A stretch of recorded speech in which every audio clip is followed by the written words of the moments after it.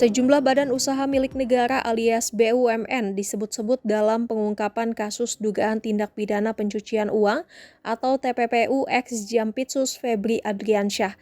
Ada nama 3 BUMN atau lembaga yang memakai jasa firma hukum tersangka Don Rito untuk menangani kasus di Kejagung.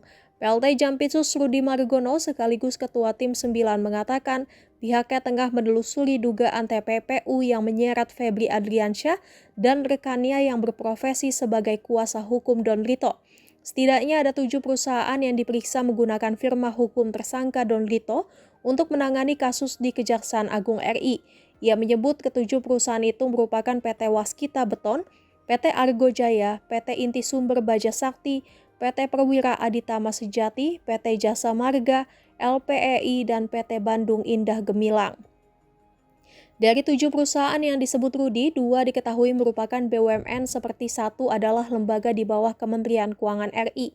Adapun yang BUMN yakni PT Jasa Marga Persero Tbk yang merupakan BUMN penuh yang bergerak di bidang pengusahaan jalan tol, kemudian PT Waskita Beton Precast Tbk yakni anak usaha BUMN anak perusahaan dari PT Waskita Karya Persero Tbk, serta LPEI atau Lembaga Pembiayaan Ekspor Indonesia atau Indonesia Exim Bank yang merupakan lembaga keuangan khusus milik pemerintah Indonesia di bawah pembinaan Kementerian Keuangan atau memiliki status setara BUMN. Pihak Tim 9 sendiri masih enggan menguraikan lebih lanjut keterlibatan 7 perusahaan tersebut.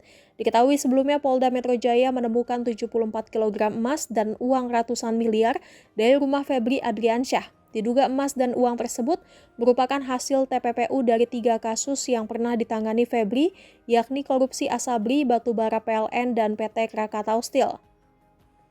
Pihak Polri pun kemudian menyerahkan kasus ini ke Kejaksaan Agung RI.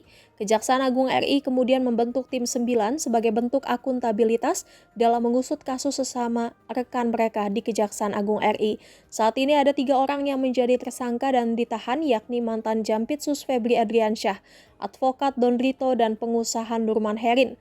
Sementara itu sejumlah pengusaha yang terlibat dalam kasus TPPU ini statusnya masih sebagai saksi. Terhitung Kejaksaan Agung RI sudah memeriksa 24 orang dalam kasus suap yang diduga mencapai hampir 1 triliun rupiah itu.